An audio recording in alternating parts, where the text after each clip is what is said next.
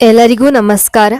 ಇಂದಿನ ವಿಡಿಯೋದಲ್ಲಿ ನಾವು 9ನೇ ತರಗತಿಯ ಕನ್ನಡ ಭಾಗ 1ರ ಗದ್ಯ ಭಾಗ 2 ಬೆಡಗಿನ ತಾಣ ಜಯಪುರ ಎಂಬ ಗದ್ಯ ಭಾಗದ ಪ್ರಶ್ನೋತ್ತರಗಳನ್ನು ನೋಡೋಣ. ಕೃತಿಕಾರರ ಪರಿಚಯ. ಹೆಸರು ಶಿವರಾಮ ಕಾರಂತರು. ಕಾಲ ಸಾಮಾನ್ಯ ಶಕೆ 1902. ಸ್ಥಳ ಉಡುಪಿ ಜಿಲ್ಲೆಯ ಕೋಟಾದಲ್ಲಿ ಜನಿಸಿದರು. ಕಾದಂಬರಿಗಳು ಚೋಮನದುಡಿ, ಮರಳಿ ಮಣ್ಣಿಗೆ, ಬೆಟ್ಟದ ಜೀವ, ಅಳಿದ ಮೇಲೆ. ಕಥಾ ಸಂಕಲನಗಳು ಹಸಿವು, ಆವು, ಕವಿ, ಕರ್ಮ. ಕವನ ಸಂಕಲನಗಳು ರಾಷ್ಟ್ರಗೀತ ಸುಧಾಕರ ಮತ್ತು ಸೀಳ್ಗವನಗಳು. ನಿಘಂಟು ರಚನೆ, ನಾಟಕ, ಹರಟೆ, ಬಾಲ ಸಾಹಿತ್ಯ, ವಿಜ್ಞಾನ ಸಾಹಿತ್ಯ. ಕೃತಿಗಳು ಅಬುವಿನಿಂದ ಬರಾಮಕ್ಕೆ, ಅಪೂರ್ವ ಪಶ್ಚಿಮ, ಅರಸಿಕರಲ್ಲ, ಪಾತಾಳಕ್ಕೆ ಪಯಣ ಮತ್ತು ಪ್ರವಾಸ ಕಥನಗಳು. ಹುಚ್ಚು ಮನಸ್ಸಿನ ಮತ್ತು ಮುಖಗಳು ಎಂಬ ಆತ್ಮಕಥನ, ಯಕ್ಷಗಾನ, ಬಯಲಾಟ, ಜಾನಪದ ಸಾಹಿತ್ಯ ಮುಂತಾದ ಕೃತಿಗಳನ್ನು ರಚಿಸಿದ್ದಾರೆ. ಪ್ರಶಸ್ತಿ. ಇವರ ಮೂಕಜ್ಜಿಯ ಕನಸುಗಳು ಕಾದಂಬರಿಗೆ ಜ್ಞಾನಪೀಠ ಪ್ರಶಸ್ತಿ ದೊರಕಿದೆ. ಯಕ್ಷಗಾನ ಬಯಲಾಟ ಕೃತಿಗೆ ಕೇಂದ್ರ ಸಾಹಿತ್ಯ ಅಕಾಡೆಮಿ ಪ್ರಶಸ್ತಿ ಲಭಿಸಿದೆ. ಮೈಮನಗಳ ಸುಳಿಯಲ್ಲಿ ಕೃತಿಗೆ ಪಂಪಾ ಪ್ರಶಸ್ತಿ ಲಭಿಸಿವೆ. ಪ್ರಕೃತ ಪ್ರವಾಸ ಕಥನ ಬೆಡಗಿನ ತಾಣ ಜಯಪುರ ಪಠ್ಯಭಾಗವನ್ನು ಕನ್ನಡ ಮತ್ತು ಸಂಸ್ಕೃತಿ ಇಲಾಖೆಯು ಹೊರತಂದಿರುವ ಶಿವರಾಮ ಕಾರಂತರ ಸಾಹಿತ್ಯ ಶ್ರೇಣಿಯ ಸಂಪುಟ 32 ಭಾಗ 2 ಗ್ರಂಥದ ಅಬುವಿನಿಂದ ಬರಾಮಕ್ಕೆ ಭಾಗದಿಂದ ಆರಿಸಿ ಸಂಪಾದಿಸಿ ನಿಗದಿಪಡಿಸಲಾಗಿದೆ. ಅಭ್ಯಾಸ. ಕೊಟ್ಟಿರುವ ಪ್ರಶ್ನೆಗಳಿಗೆ ಒಂದು ವಾಕ್ಯದಲ್ಲಿ ಉತ್ತರಿಸಿ. ಪ್ರಶ್ನೆ 1. ರೈಗಳ ಮನೆ ಎಂಥ ಪ್ರದೇಶದಲ್ಲಿತ್ತು? ಉತ್ತರ: ರೈಗಳ ಮನೆ 4 ಸುತ್ತಲೂ ಉಸುಬು ಹರಡಿದ್ದ ಮರುಭೂಮಿಯಲ್ಲಿತ್ತು. ಪ್ರಶ್ನೆ 2. ಲೇಖಕರಿಗೆ ಜಯಪುರದ ಮನೆಗಳ ಮೇಲೆ ಮೋಹವೇಕೆ? ಉತ್ತರ: ಜಯಪುರದ ಒಂದೊಂದು ಮನೆಯು ಒಂದೊಂದು ಶೈಲಿಯದು, ಒಂದೊಂದು ದೇಶದ್ದು ಆಗಿ ಕಾಣಿಸುವುದಿಲ್ಲ. ಆದ್ದರಿಂದಲೇ ಅವುಗಳ ಮೇಲೆ ಲೇಖಕರಿಗೆ ಮೋಹ. ಪ್ರಶ್ನೆ 3. ಜಯಪುರದ ಜನರಿಗೆ ಯಾವ ಯಾವ ಬಣ್ಣಗಳು ಇಷ್ಟ? ಉತ್ತರ: ಜಯಪುರದ ಜನರಿಗೆ ಕೆಂಪು, ಕಿತ್ತಳೆ, ಹಳದಿ ಬಣ್ಣಗಳೆಂದರೆ ಇಷ್ಟ. ಪ್ರಶ್ನೆ 4. ಜಯಪುರದ ಪೂರ್ವದ ರಾಜಧಾನಿ ಯಾವುದು? ಉತ್ತರ: ಅಂಬೇರ ಜಯಪುರದ ಪೂರ್ವದ ರಾಜಧಾನಿ. ಪ್ರಶ್ನೆ 5. ಲೇಖಕರಿಗಿದ್ದ ಹಂಬಲವೇನು? ಉತ್ತರ: ಜಯಪುರದಲ್ಲಿ ಜಾನಪದ ನೃತ್ಯವನ್ನು ನೋಡಬೇಕೆಂಬ ಹಂಬಲ ಲೇಖಕರಿಗಿತ್ತು. ಕೊಟ್ಟಿರುವ ಪ್ರಶ್ನೆಗಳಿಗೆ 2-3 ವಾಕ್ಯಗಳಲ್ಲಿ ಉತ್ತರಿಸಿ. ಪ್ರಶ್ನೆ 1. ಜಯಪುರದ ಬೀದಿ ಹಾಗೂ ಮನೆಗಳ ಸೌಂದರ್ಯವನ್ನು ವಿವರಿಸಿ. ಉತ್ತರ: ಜಯಪುರದ ಬೀದಿಗಳು ಶತಮಾನಗಳ ಹಿಂದೆ ನಿರ್ಮಾಣವಾಗಿದ್ದರೂ ಬಹಳ ಅಗಲ ಮತ್ತು ನೇರವಾದವುಗಳು. ಇಲ್ಲಿನ ಮುಖ್ಯ ಬೀದಿಗಳು ಸಂಧಿಸುವಲ್ಲಿ ಸುಂದರವಾದ ಚೌಕಗಳಿವೆ. ಇಲ್ಲಿನ ಒಂದೊಂದು ಮನೆಯು ಒಂದೊಂದು ಶೈಲಿಯದು, ಒಂದೊಂದು ದೇಶದ್ದು ಆಗಿ ಕಾಣುವುದಿಲ್ಲ. ಪ್ರಶ್ನೆ 2. ಲೇಖಕರ ಮೊದಲ ಅಂಬೇರ ಭೇಟಿಗೂ ಇತ್ತೀಚಿನ ಭೇಟಿಗೂ ಯಾವ ವ್ಯತ್ಯಾಸವಿತ್ತು? ಉತ್ತರ: ಲೇಖಕರು ಹಿಂದೆ ಅಂಬೇರಕ್ಕೆ ಹೋಗಿದ್ದಾಗ ಅಲ್ಲಿ ಜನವಸತಿ ಇದ್ದಿರಲಿಲ್ಲ. ಆಗ ಅಲ್ಲಿನ ಹಲವಾರು ಪ್ರಾಚೀನ ಗುಡಿಗೋಪುರಗಳು ಗೂಬೆಯ ಮನೆಗಳಾಗಿದ್ದವು. ಲೇಖಕರು ಇತ್ತೀಚೆಗೆ ಭೇಟಿಯಾದಾಗ ನೂರಾರು ಸಿಂಧಿ ಕುಟುಂಬಗಳು ಅಲ್ಲಿ ಮನೆ ಮಾಡಿಕೊಂಡಿದ್ದರು. ಅಂಬೇರದ ಬುಡದಲ್ಲಿ ಒಂದು ಪುಟ್ಟ ಕೆರೆ. ಕೆರೆಯ ನೋಟ ಸುಂದರವಾದ ನೋಟ. ಸುತ್ತಲಿನ ಮರಗಳಲ್ಲಿ ಎಳೆಯ ಹಸಿರು ತಳಿರುಗಳು ಚಿಗುರಿದ್ದು ಮರಗಳು ಅಚ್ಚಗೆ ಕಾಣಿಸುತ್ತಿದ್ದವು.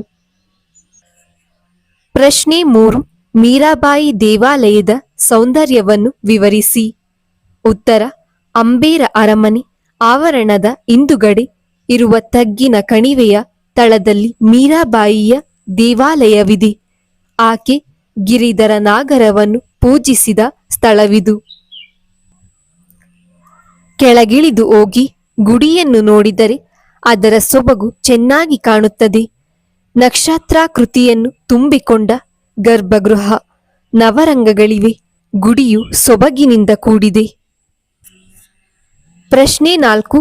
ಲೇಖಕರು ನೋಡಿದ ಜನಪದ ನೃತ್ಯದ ಸೊಬಗನ್ನು ಚಿತ್ರಿಸಿ. ಉತ್ತರ: ಲೇಖಕರು ನೋಡಿದ ಜನಪದ ನೃತ್ಯದ ಸೊಬಗನ್ನು ಹೀಗೆ ಚಿತ್ರಿಸಿದೆ. ಇಬ್ಬರು ಯೌವನಸ್ಥರು ಸ್ತ್ರೀಯರ ಉಡುಗೆ ಉಟ್ಟಿದ್ದರು. ಮಾರವಾಡಿ ಸ್ತ್ರೀಯರಂತೆ ತಲೆಗೆ ಸೆರಗು ಹಾಕಿಕೊಂಡು ಮುಖ ತೋರಿಸದೆ ಕುಣಿಯತೊಡಗಿದರು. ಹಿಮ್ಮೇಳಕ್ಕೆ ಡೋಲು ತಮಟೆಗಳಿದ್ದವು. ಮುಂಭಾಗದಲ್ಲಿ ಸ್ತ್ರೀ ವೇಷದ ನರ್ತಕರು ನರ್ತಿಸುತ್ತಿದ್ದರು. ಅವರ ಕಾಲಿನ ನಡಿಗೆಯಲ್ಲೂ ಕೈಗಳ ಚಲನೆಯಲ್ಲಿ ಜಾಣ್ಮೆ ಚೆಲುವುಗಳೆರಡೂ ಇದ್ದವು.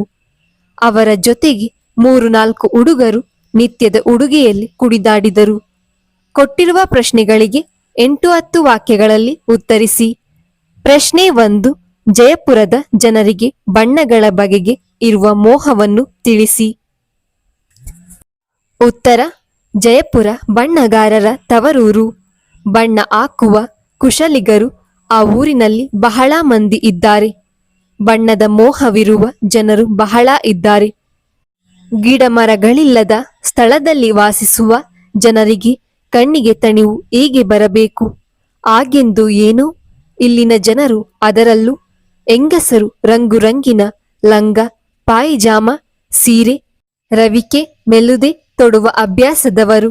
ಅವರಿಗೆ ಕೆಂಪು, ಕಿತ್ತಳೆ, ಹಳದಿ ಅಂದರೆ ಪ್ರಾಣ. ನಿತ್ಯವೂ ಹೋಳಿ ಹುಣ್ಣಿಮೆ ಮಾಡುವವರಂತೆ ಬಣ್ಣ ಚೆಲ್ಲಾಟ ಅವರ ಬಟ್ಟೆಗಳಲ್ಲಿ. ಗಂಡಸರು ರಂಗರಾಯರು. ಅವರ ಪಂಚೆ ಅಂಗಿಗಳಲ್ಲಿ ರಂಗು ಕಾಣಿಸದಿದ್ದರೂ ಮುಂಡಾಸು 30 ಮೊಳಗಳಲ್ಲಿ 300 ಬಣ್ಣಗಳನ್ನು ಮೆರೆಯಿಸುವುದುಂಟು. ಸುತ್ತಿನ ಅವರ ದೇಶಿ ಮುಂಡಾಸನ್ನು ಚೆನ್ನಾಗಿ ಬಿಗಿದುಕೊಂಡಾಗ ಬಲು ಗಂಭೀರವಾಗಿಯೇ ಕಾಣಿಸುತ್ತದೆ. ಪ್ರಶ್ನೆ 2. ಅಂಬೇರ ಬೆಟ್ಟದ 3 ಅಂತಸ್ತಿನ ಅರಮನೆಯ ಒಳಾಂಗಣ ಚೆಲುವನ್ನು ತಿಳಿಸಿ. ಉತ್ತರ: ಅಂಬೇರ ಬೆಟ್ಟದ 3 ಅಂತಸ್ತಿನ ಅರಮನೆಯ ಮೊದಲ ಅಂತಸ್ತಿನಲ್ಲಿ ಪುಟ್ಟ ದೇವಾಲಯವಿದೆ. ಈ ಪುಟ್ಟ ಮಂದಿರ ಚಿತ್ರ ಕೆಲಸಗಳಿಂದ ಕೂಡಿದ ಆಲುಗಲ್ಲಿನ ರಚನೆಯಿಂದ ಕೂಡಿದೆ. ಗೋಡೆಗಳು, ಸ್ತಂಭಗಳೆಲ್ಲವೂ ಆಲುಗಲ್ಲಿನವೇ. ಗುಡಿ ಚಿಕ್ಕದಾಗಿದ್ದರೂ ಶಾಂತವಾಗಿ ಕಾಣಿಸುವ ಮಂದಿರ. ಗುಡಿಯ ವಿಗ್ರಹ ಮಾತ್ರ ಆಕಾರ ಹಾಗೂ ಅಲಂಕಾರಗಳಿಂದ ಅಷ್ಟೊಂದು ಶೋಭಿಸದು. ಮೇಲಿನ ಅಂಗಳವನ್ನೇರಿ ಹೋದರೆ ದೊಡ್ಡದೊಂದು ಸಭಾಂಗಣ ಬರುತ್ತದೆ. ಇದು ವಿಶಾಲವಾದ ಆಲುಗಲ್ಲಿನ ಚಾವಣಿ. ರಜಪೂತನ ಶೈಲಿಯ ಕಮಾನು ಮತ್ತು ಕಂಬಗಳು ತುಂಬಾ ಲಲಿತವಾಗಿದ್ದು ಪರಸ್ಪರ ಹೊಂದಿಕೊಂಡು ಸುಂದರವಾಗಿ ಕಾಣುತ್ತದೆ. ಎದುರಿನ ಅಂಗಳ ಸಾಕಷ್ಟು ವಿಶಾಲವಾಗಿದೆ. ಅಲ್ಲಿಂದ 3ನೆಯ ಅಂತಸ್ತಿಗೆ ಹೋದರೆ ರಾಜರ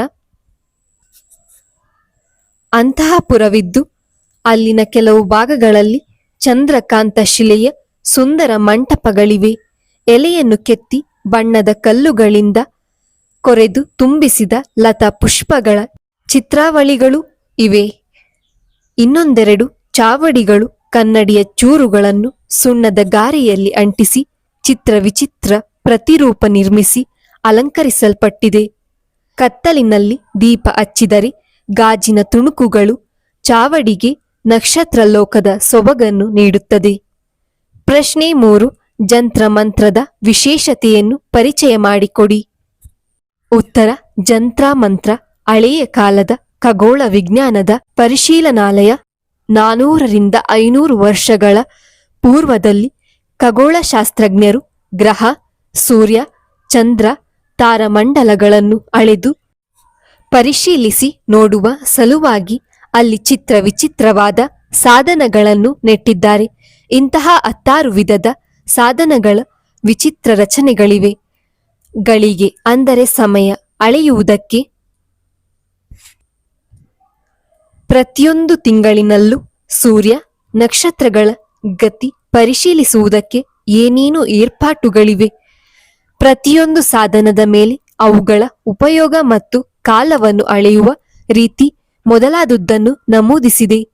ದೂರದರ್ಶಿಯ ಸಹಾಯವಿಲ್ಲದೆ ಬರಿಗಣ್ಣಿನಿಂದಲೇ ಖಗೋಳದ ಗ್ರಹಗಳ ಗತಿಯನ್ನು ಅಳೆಯಲು ಮಾಡಿದ ಈ ಸಾಧನಗಳು ಗಣಿತಕ್ಕೆ ಸೂಕ್ಷ್ಮ ಪರಿಶೀಲನೆಗೆ ಹಿರಿಯರು ಸಲ್ಲಿಸಿದ ಕಾಣಿಕೆ.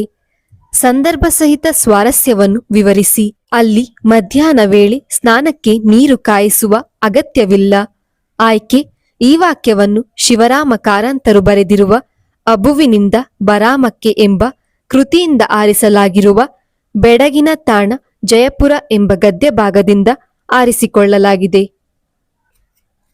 ಸಂದರ್ಭ: ಈ ಮಾತನ್ನು ಶಿವರಾಮ ಕಾರಂತರು ಹೇಳಿದ್ದಾರೆ. ಕಾರಂತರು ಜಯಪುರದ ಪ್ರವಾಸಕ್ಕೆ ಹೋಗಿದ್ದಾಗ ಸುತ್ತಲೂ ಮರಳಿನಿಂದ ತುಂಬಿದ್ದ ಮರುಭೂಮಿಯಲ್ಲಿದ್ದ ರೈಗಳ ಮನೆಗೆ ಹೋಗಿದ್ದರು. ಉಸುಬಿನ ಕಾವಿನಿಂದ ಅಲ್ಲಿ ನೀರು ಕಾದು ಹೋಗಿದ್ದರಿಂದ ಶಿವರಾಮ ಕಾರಂತರು ಈ ಮೇಲಿನ ವಾಕ್ಯವನ್ನು ಹೇಳಿದ್ದಾರೆ. ಸ್ವಾರಸ್ಯ: ಮರುಭೂಮಿಯಲ್ಲಿ ವಾಸಿಸುವವರ ಜೀವನ ಶೈಲಿಯ ಮೇಲೆ ಅಲ್ಲಿನ ವಾಯುಗುಣ ಬೀರುವ ಪ್ರಭಾವ ಇಲ್ಲಿ ಸ್ವಾರಸ್ಯಪೂರ್ಣವಾಗಿ ಮೂಡಿಬಂದಿದೆ. ಗಂಡಸರು ರಂಗುರಾಯರೇ. ಆಯ್ಕೆ: ಈ ವಾಕ್ಯವನ್ನು ಶಿವರಾಮ ಕಾರಂತರು ಬರೆದಿರುವ ಅಬುವಿನಿಂದ ಬರಾಮಕ್ಕೆ ಎಂಬ ಕೃತಿಯಿಂದ ಆರಿಸಲಾಗಿರುವ ಬೆಡಗಿನ ತಾಣ ಜಯಪುರ ಎಂಬ ಗದ್ಯಭಾಗದಿಂದ ಆರಿಸಿಕೊಳ್ಳಲಾಗಿದೆ. ಸಂದರ್ಭ: ಜಯಪುರವು ಬಣ್ಣಗಾರರ ತವರೂರು. ಗಿಡ ಮರಗಳಿಲ್ಲದ ಅಲ್ಲಿ ಜನರು ಬಣ್ಣ ಬಣ್ಣದ ಬಟ್ಟೆ ಧರಿಸುತ್ತಾರೆ. ಸ್ತ್ರೀಯರು ರಂಗುರಂಗಿನ ಲಂಗ, ರವಿಕೆ, ಸೀರೆ ಮುಂತಾದವುಗಳನ್ನು ತೊಡುತ್ತಾರೆ. ಹಾಗೆ ಗಂಡಸರೂ ಸಹ ಬಣ್ಣ ಬಣ್ಣದ ಮುಂಡಾಸನ್ನು ತೊಡುತ್ತಾರೆ ಎಂದು ಹೇಳುವ ಸಂದರ್ಭದಲ್ಲಿ ಈ ಮೇಲಿನ ಮಾತು ಮೂಡಿಬಂದಿದೆ. ಸ್ವಾರಸ್ಯ: ಜಯಪುರದಲ್ಲಿ ಬಣ್ಣದ ವ್ಯಾಮೋಹ ಹೊಂದಿರುವುದರಲ್ಲಿ ಹೆಂಗಸರಷ್ಟೇ ಅಲ್ಲ, ಗಂಡಸರು ಬಣ್ಣದ ವ್ಯಾಮೋಹವನ್ನು ಹೊಂದಿದ್ದಾರೆ ಎಂಬುದು ಇಲ್ಲಿ ಸ್ವಾರಸ್ಯಕರವಾಗಿದೆ. ಪ್ರಾಚೀನ ಗುಡಿಗೋಪುರಗಳು ಗೂಬೆಯ ಮನೆಗಳಾಗಿದ್ದವು. ಆಯ್ಕೆ: ಈ ವಾಕ್ಯವನ್ನು ಶಿವರಾಮ ಕಾರಂತರು ಬರೆದಿರುವ ಅಬುವಿನಿಂದ ಬರಾಮಕ್ಕೆ ಎಂಬ ಕೃತಿಯಿಂದ ಆರಿಸಲಾಗಿರುವ ಬೆಡಗಿನ ತಾಣ ಜಯಪುರ ಎಂಬ ಗದ್ಯ ಭಾಗದಿಂದ ಆರಿಸಿಕೊಳ್ಳಲಾಗಿದೆ. ಸಂದರ್ಭ: ಶಿವರಾಮ ಕಾರಂತರು 15 ವರ್ಷಗಳ ಹಿಂದೆ ಜಯಪುರದ ಅಂಬೇರಕ್ಕೆ ಭೇಟಿ ನೀಡಿದ್ದಾಗ ಅಲ್ಲಿನ ಪ್ರಾಚೀನ ಗುಡಿಗೋಪುರಗಳು ಗೂಬೆಯ ಮನೆಗಳಾಗಿದ್ದವು.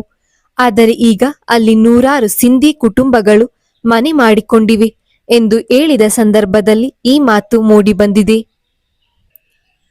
ಸ್ವಾರಸ್ಯ: ಜಯಪುರ ಪ್ರವಾಸಿ ಕೇಂದ್ರವಾಗಿ ಬದಲಾದಂತೆ ಅಲ್ಲಿ 100 ಸಿಂಧಿ ಕುಟುಂಬಗಳಿಗೆ ಬದುಕಿಗೆ ದಾರಿಯನ್ನು ಕಲ್ಪಿಸಿದೆ ಎಂಬುದು ಇಲ್ಲಿ ಸ್ವಾರಸ್ಯಕರವಾಗಿದೆ. ಚಾವಡಿಗೆ ನಕ್ಷತ್ರ ಲೋಕದ ಸೊಬಗನ್ನು ಕೊಡುತ್ತವೆ. ಆಯ್ಕೆ: ಈ ವಾಕ್ಯವನ್ನು ಶಿವರಾಮ ಕಾರಂತರು ಬರೆದಿರುವ ಅಬುವಿನಿಂದ ಬರಾಮಕ್ಕೆ ಎಂಬ ಕೃತಿಯಿಂದ ಆರಿಸಲಾಗಿರುವ ಬೆಡಗಿನ ತಾಣ ಜಯಪುರ ಎಂಬ ಗದ್ಯ ಭಾಗದಿಂದ ಆರಿಸಿಕೊಳ್ಳಲಾಗಿದೆ. ಸಂದರ್ಭ: ಅಂಬೇರ ಅರಮನೆಯ 3ನೇ ಅಂತಸ್ತಿನ ಒಂದು ಚಾವಡಿಯಲ್ಲಿ ಕನ್ನಡಿಯ ಚೂರನ್ನು ಸುಣ್ಣದ ಗಾರಿಯಲ್ಲಿ ಗೋಡೆಗಳಿಗೆ ಅಂಟಿಸಲಾಗಿದೆ. ಇದು ಚಿತ್ರ ವಿಚಿತ್ರ ಪ್ರತಿರೂಪ ನೀಡುವ ಜೊತೆಗೆ ಕತ್ತಲೆಯಲ್ಲಿ ದೀಪ ಹಚ್ಚಿದಾಗ ಹೇಗೆ ಕಾಣುತ್ತಿತ್ತು ಎಂದು ಕಾರಂತರು ತಿಳಿಸಿದ ಸಂದರ್ಭದಲ್ಲಿ ಈ ಮಾತು ಮೂಡಿಬಂದಿದೆ. ಸ್ವಾರಸ್ಯ: ದೀಪದ ಬೆಳಕು ಕತ್ತಲೆಯಲ್ಲಿ ಪ್ರತಿರೂಪ ತಾಳಿ ಆ ಕೊಠಡಿ ನಕ್ಷತ್ರ ಲೋಕದಂತೆ ಕಾಣುತ್ತಿತ್ತು ಎಂಬುದು ಇಲ್ಲಿ ಸ್ವಾರಸ್ಯವಾಗಿದೆ. ಬಿಟ್ಟ ಜಾಗಗಳನ್ನು ಸೂಕ್ತ ಪದಗಳಿಂದ ತುಂಬಿರಿ. ಜಯಪುರ ಬಣ್ಣಗಾರರ ಡ್ಯಾಶ್.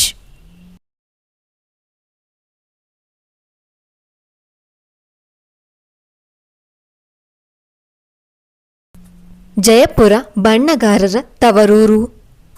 ಚಿತ್ರ ಕೊರೆದು ಮಾಡಿದ ಡ್ಯಾಶ್ ನೀರ ಕಾಲುವೆಗಳು.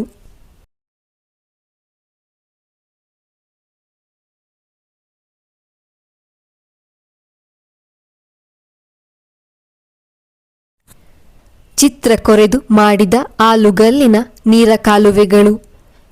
ರಾಜ್ಯರ ಅಂತಃಪುರದ ಕೆಲವು ಭಾಗಗಳಲ್ಲಿ ಡ್ಯಾಶ್ ಸುಂದರ ಮಂಟಪಗಳಿವೆ.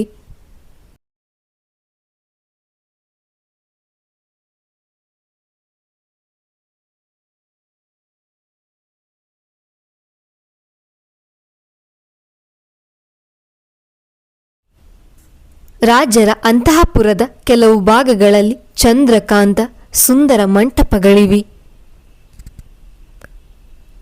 ಇಮ್ಮೇಳಕ್ಕೆ ಡ್ಯಾಶ್ ತಮಟೆಗಳಿದ್ದವು.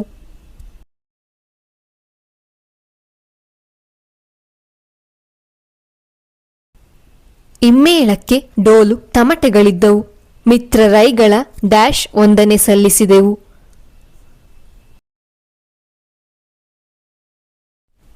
ಮಿತ್ರರೈಗಳ ಸತ್ಕಾರಕ್ಕೆ ವಂದನೆ ಸಲ್ಲಿಸಿದೆವು. ಹೊಂದಿಸಿ ಬರೆಯಿರಿ. ಆ ಪಟ್ಟಿ ಆ ಪಟ್ಟಿ. ಅಂಬೇರ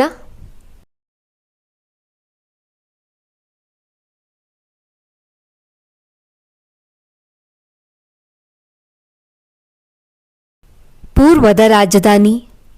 ಅಂಬೇರ ಪೂರ್ವದ ರಾಜಧಾನಿ. ಲಕ್ಷೋಪಲಕ್ಷ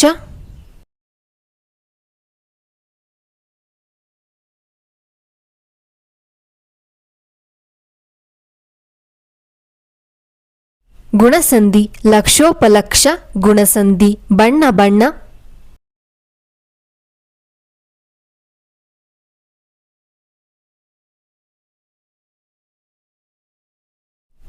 ದ್ವಿರುಕ್ತಿ. ಬಣ್ಣ ಬಣ್ಣ ದ್ವಿರುಕ್ತಿ. ಜಂತ್ರ ಮಂತ್ರ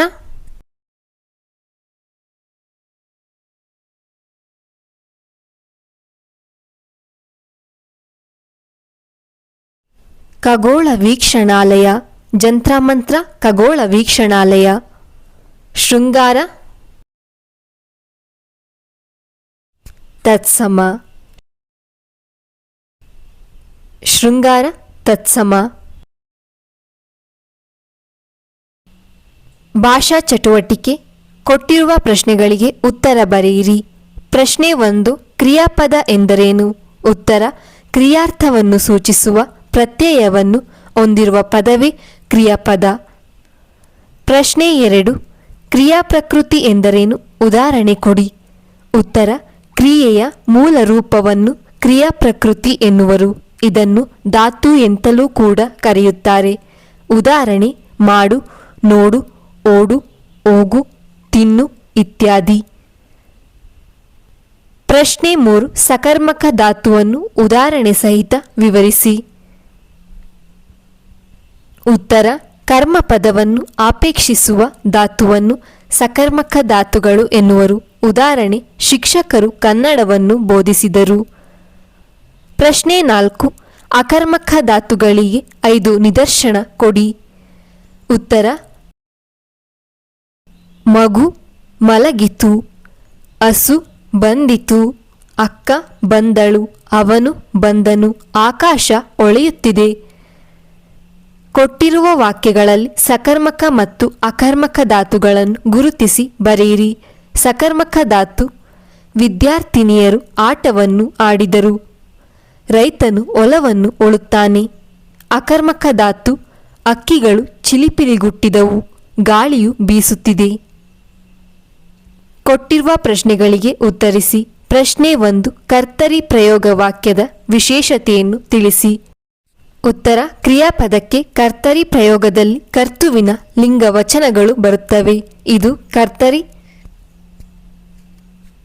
ಪ್ರಯೋಗ ವಾಕ್ಯದ ವಿಶೇಷತೆಯಾಗಿದೆ. ಪ್ರಶ್ನೆ 2. ವಿದ್ಯಾರ್ಥಕ ಕ್ರಿಯಾಪದ ಎಂದರೇನು? 2 ಉದಾಹರಣೆ ಕೊಡಿ. ಉತ್ತರ: ಆಶೀರ್ವಾದ, ಅಪ್ಪಣೆ, ಆಜ್ಞೆ, ಆರೈಕೆ, ಸಮ್ಮತಿ ಇತ್ಯಾದಿ. ವಿಧಿಗಳನ್ನು ಹೊಂದಿರುವ ಕ್ರಿಯಾಪದಗಳನ್ನು ವಿದ್ಯಾರ್ಥಕ ಕ್ರಿಯಾಪದಗಳು ಎನ್ನುವರು. ಉದಾಹರಣೆ: ಕ್ರೀಡಾಪಟುಗಳಿಗೆ ಜಯವಾಗಲಿ, ದೇವರು ಎಲ್ಲರಿಗೂ ಒಳ್ಳೆಯದು ಮಾಡಲಿ. ಪ್ರಶ್ನೆ 3. ಸಂಭವನಾರ್ಥಕ ಕ್ರಿಯಾಪದವನ್ನು ಸೂತ್ರ ಸಹಿತ ವಿವರಿಸಿ. ಉತ್ತರ: ಕ್ರಿಯೆಯು ನಡೆಯುವ ಬಗ್ಗೆ ಸಂಶಯ ಅಥವಾ ಊಹೆಯನ್ನು ವ್ಯಕ್ತಪಡಿಸುವಂತಹ ಪದಗಳೇ ಸಂಭವನಾರ್ಥಕ ಕ್ರಿಯಾಪದಗಳು ಎನ್ನುವರು. ಉದಾಹರಣೆ: ನಾನು ನಾಳೆ ಹೋಗುವಿನೇನೋ, ಅವರು ನಾಳೆ ಬರಬಹುದು. ಕೊಟ್ಟಿರುವ 4 ಆಯ್ಕೆಗಳಲ್ಲಿ ಸರಿಯಾದ ಉತ್ತರವನ್ನು ಆರಿಸಿ ಬರೆಯಿರಿ. ದೇವರು ಎಲ್ಲರಿಗೂ ಒಳ್ಳೆಯದನ್ನೇ ಉಂಟು ಮಾಡಲಿ. ಈ ವಾಕ್ಯದಲ್ಲಿರುವ ಕ್ರಿಯಾಪದ ದೇವರು ಎಲ್ಲರಿಗೂ ಒಳ್ಳೆಯದನ್ನೇ ಉಂಟು ಮಾಡಲಿ. ಈ ವಾಕ್ಯದಲ್ಲಿರುವ ಕ್ರಿಯಾಪದ ಉಂಟು ಮಾಡಲಿ. ಈ ಪದವು ನಿಷೇಧಾರ್ಥಕ ಕ್ರಿಯಾಪದಕ್ಕೆ ಉದಾಹರಣೆ. ತಿನ್ನನು, ತಿನ್ನಲಿ, ತಿಂದಾನು, ತಿನ್ನುತ್ತಾನೆ. ನಿಷೇಧಾರ್ಥಕ ಕ್ರಿಯಾಪದಕ್ಕೆ ಉದಾಹರಣೆ ತಿನ್ನನು. ಇದು ಈ ಗುಂಪಿಗೆ ಸೇರದ ಪದವಾಗಿದೆ. ಉತ್ಸಾಹ, ಉಪಮ, ಮಂದನಿಲ, ಲಲಿತ ಗುಂಪಿಗೆ ಸೇರದ ಪದ ಉಪಮ. ಎಳಸಿರ್ಪ ಈ ಪದದ ಅರ್ಥ ಡ್ಯಾಶ್ ಎಳೆಯದಾಗಿರುವ, ಮಿತಿ ಇಲ್ಲದ, ರುಚಿಯಾದ, ಸುತ್ತುವರಿದಿರುವ. ಸುತ್ತುವರಿದಿರುವ.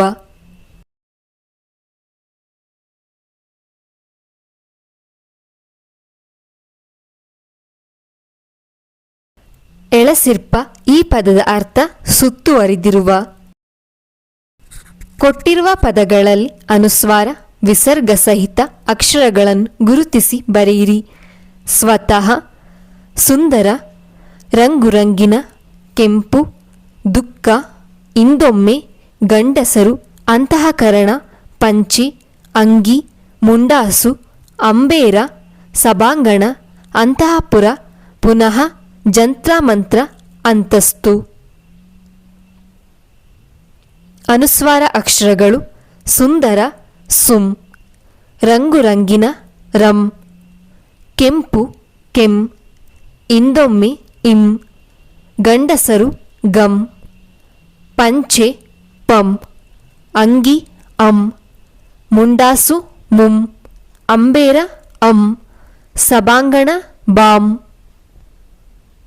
ಜಂತ್ರ ಮಂತ್ರ ಜಂ ಮಂ, ಅಂತಸ್ತು ಅಂ. ವಿಸರ್ಗ ಸ್ವತಃ ತಹ, ದುಃಖ ದುಹ. ಅನುಸ್ವಾರ ಮತ್ತು ವಿಸರ್ಗ ಅಂತಃಕರಣ ಅಂ ತಹ, ಅಂತಃಪುರ ಅಂ ತಹ.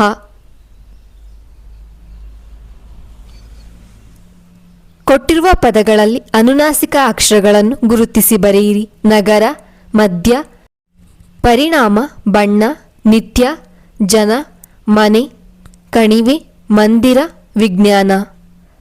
ಅನುನಾಸಿಕ ಅಕ್ಷರಗಳು ನಗರ ನ, ಮಧ್ಯ ಮ, ಪರಿಣಾಮ ನ ಮ, ಬಣ್ಣ ನ, ನಿತ್ಯ ನ, ಜನ ನ, ಮನೆ ಮ ನ, ಕಣಿವೆ ನ, ಮಂದಿರ ಮ, ವಿಜ್ಞಾನ ನ. ಈ ವಿಡಿಯೋ ನಿಮಗೆ ಇಷ್ಟವಾಗಿದ್ದರೆ ಲೈಕ್ ಮಾಡಿ, ಶೇರ್ ಮಾಡಿ, ಸಬ್ಸ್ಕ್ರೈಬ್ ಆಗಿ. Thank you for watching.